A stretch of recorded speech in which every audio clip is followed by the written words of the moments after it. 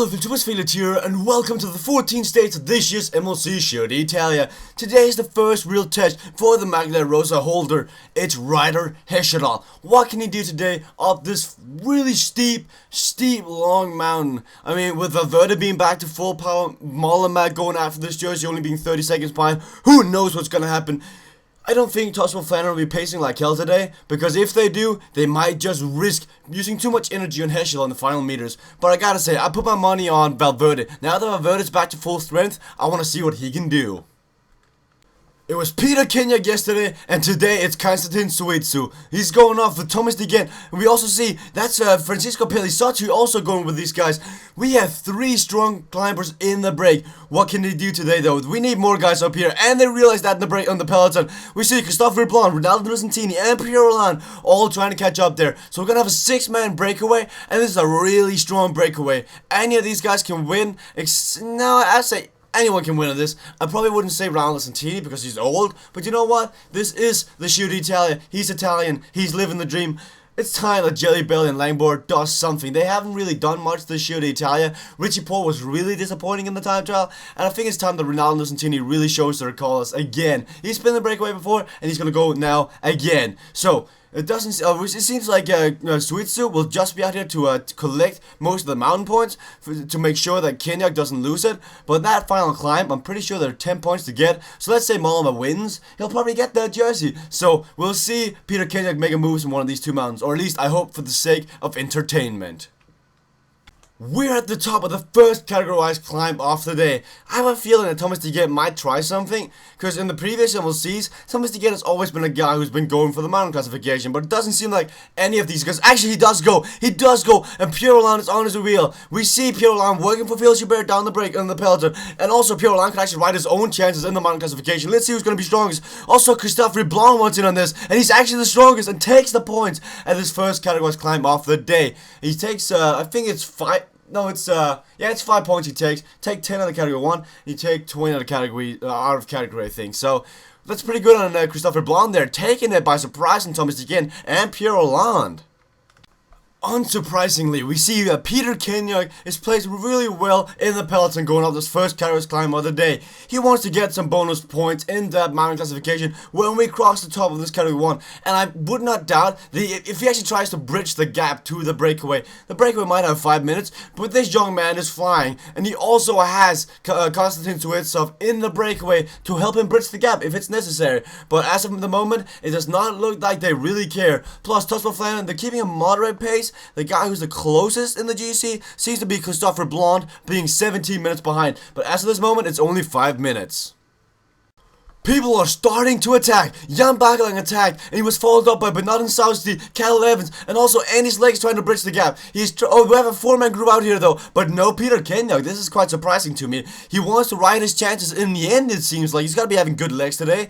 But we see here that Valverde played one of his lieutenants. He played Bernard Southey out there. He does not want to pace today. He is ready to win this stage. He's going to use this guy as a stepping stone later on. Rui Costa and Sergio Henao both trying to bridge the gap. This was a delayed attack. They should have attacked earlier. But now Rui Costa and Sergio Henao is trying to do something. They realize that they can't win this stage if they stay in the peloton. They got to take risks, and that's what they're doing right now. So we have a bunch of guys on the right now. Oh, also we see Thomas De Gendt going for this. At the top of the category 1, Thomas De Gendt is going for it, and the other guys don't have the energy or does not want to follow. Oh, Pierre Roland's actually pacing a really nice pace by that. They're catching up to Thomas De Gendt. They're catching him, and with 800 meters to go, they're gonna catch him. And is anyone gonna outsprint him? It looks like Thomas De Gendt. Oh, he's not gonna block anyone. Ronaldo Nusantini looks like he's gonna take these points. Why nobody going for it? Or there goes Thomas De Gendt. Thomas De Gendt takes the points. He takes 10 points at the top of this categorized climb, and he's now got 14 points overall. He's catching up to Peter Kenyak. Watch out! You better go in the attack. Did anyone else attack now? No, it's just Rui Costa has dropped Sergio now, and this break actually has a good amount of time. Let's take a look at these 4 guys in the front. They have 2 minutes on the peloton. It does not seem like Tosmo Flanders is interested in pacing that fast.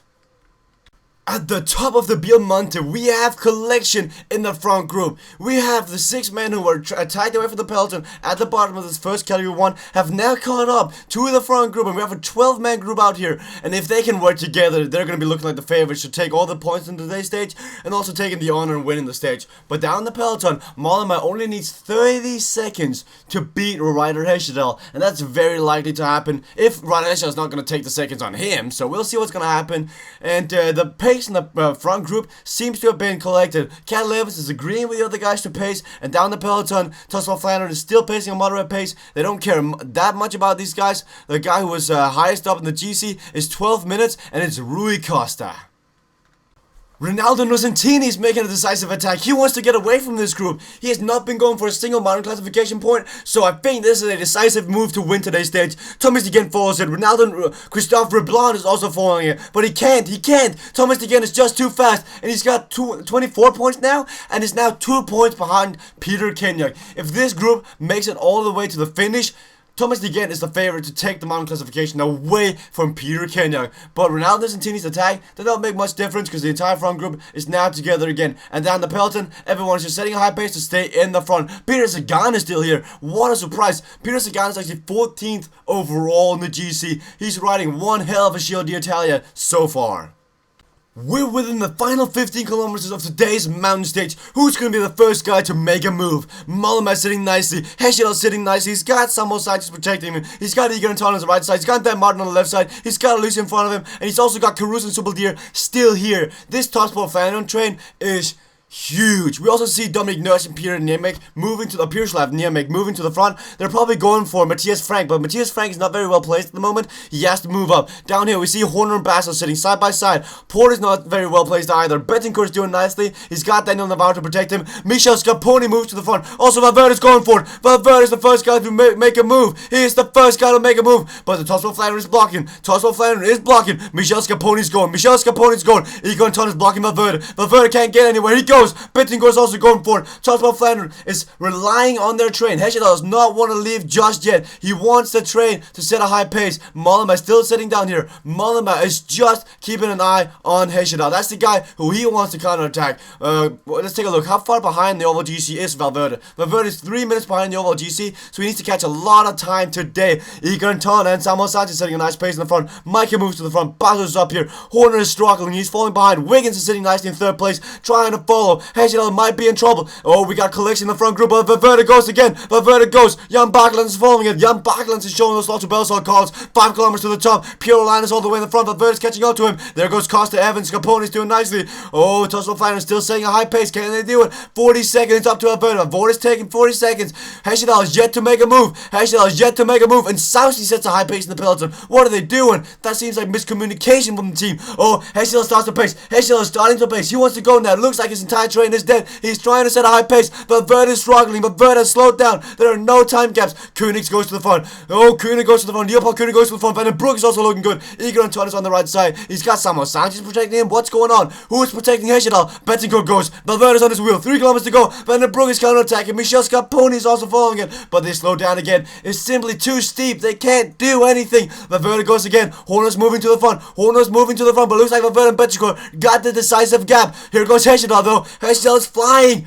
Hesjedal could win today's stage. He's got to be the favorite. He hasn't used as much energy, and he's looking good. Mollema is still here, though. Hesjedal's going to have a lead-out train. He's going to have Sanchez and Anton moving the way to the front, but Hesjedal's now following Valverde. Valverde's the first guy to start sprinting. Hesjedal's following it, though. Mollema's on his wheel. Horner is sitting nicely. Once again, we have Egan Anton. Samuel Sanchez move out to the front. Who else do we see? We see Kegger going to the left. We see Mollema. Mollema's losing the wheel. But Hesjedal's a great wheel. Scarponi's the first one to launch the final sprint. Scarponi going to make it 2. Is he going to win 2 stages in this year's MLC Giro d'Italia? Oh, what's that too early? Betancourt goes. Oh, there goes Valverde and Hesjedal as well. Betancourt goes for it. He wants to win this stage. Is he going to take time? So far, he's got 15 seconds. Hesjedal moves to the right. Mollema goes to the left. He's still accelerating. Hesjedal can win this. Now 500 meters. Hesjedal's going to win this on Betancourt. Is it going to be? Who's it going to be? 200 meters. It flats out. Who's going to be? It's going to be Betancourt taking it in front of Hesjedal. Buckenham coming 3rd. Valverde coming 4th. Scarponi, Van den Broek, Iran, Horner, Tendan, Port. Finally, some of the big names showing up. What a start to 3 days of mountain This seems promising, guys. Only a 30-second gap between Ryder Hesjedal and Mollema. I want to see if there's a time gap in that final sprint, because it looked like Betancourt and Hesjedal got a slight time gap on the others. Team Upton taking 2 in a row. Yesterday, Peter Sagan won the stage, and today, Carlos Alberto Betancourt takes the stage. Hesjedal and Betancourt got a time gap of 10 seconds down to Mollema and Valverde. That is going to be huge. And I even think there's bonus seconds on the line. Yes, there was. Hesjedal now has a 44-second gap down to Mollema, and Betancourt sitting in 3rd place. Wiggins was dropped in today's stage. That seems pressuring, but Betancourt is looking strong. There's a mountain time trial coming up later, and there's also Mont Saint-Colin. Nothing is decided yet, but we see that Hesjedal and Mollema moving closely to Kittel and Sagan. Hesjedal is only 29 points behind Kittel. If Kittel does not start to win sprint stages, go in the break, I don't think he'll be able to keep this jersey. We're going to see Hesjedal and Mollema fight for this one. Even Betancourt go for this one. And Betancourt is only 1 point behind Peter Kenyak. Peter Kenyak needs to do something. He didn't do anything today. He had switch stuff in the break, and it didn't seem to work out for him. Also, Thomas Degenn was moving closer to him. But there's still 7 stages to go in this year's MLC Giro d'Italia. Betancourt still in that solid first position, and Peter Sagan surprisingly survived today's stage and still has a 2-minute time gap down to Kwiatkowski. But Betancourt looks all safe in this jersey. Let's take a look at the overall team classification. Team Upton just dominating the 2nd to 3rd week. Really been showing out with Peter Sagan finally winning stages, Betancourt getting 2nd and 3rd. Now they just need to win the overall classification as well. Thank you guys for watching, and see you guys later.